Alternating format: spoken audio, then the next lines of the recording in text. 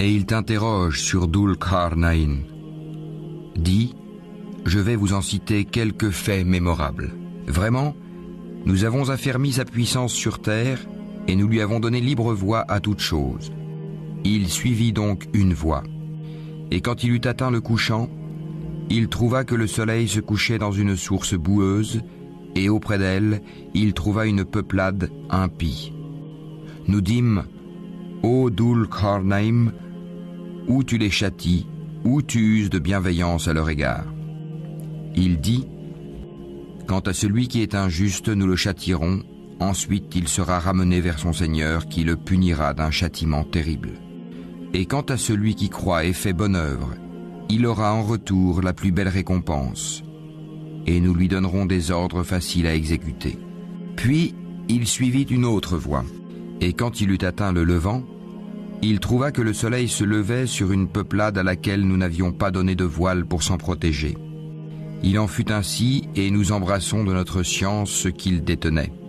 Puis il suivit une autre voie, et quand il eut atteint un endroit situé entre les deux barrières, montagnes, il trouva derrière elle une peuplade qui ne comprenait presque aucun langage. Ils dirent, ô Dhul Qarnayn, les Ya'juj et les Ma'juj commettent du désordre sur terre. Est-ce que nous pourrons t'accorder un tribut pour construire une barrière entre eux et nous?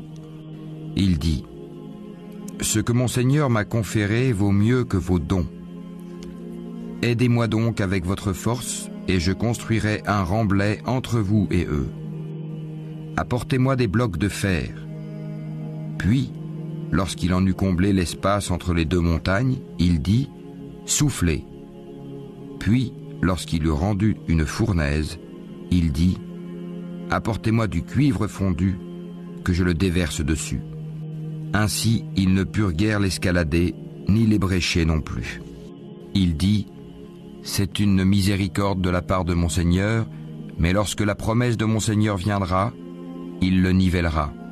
Et la promesse de mon Seigneur est vérité. Nous les laisserons ce jour-là déferler comme les flots les uns sur les autres, et on soufflera dans la trompe, et nous les rassemblerons tous.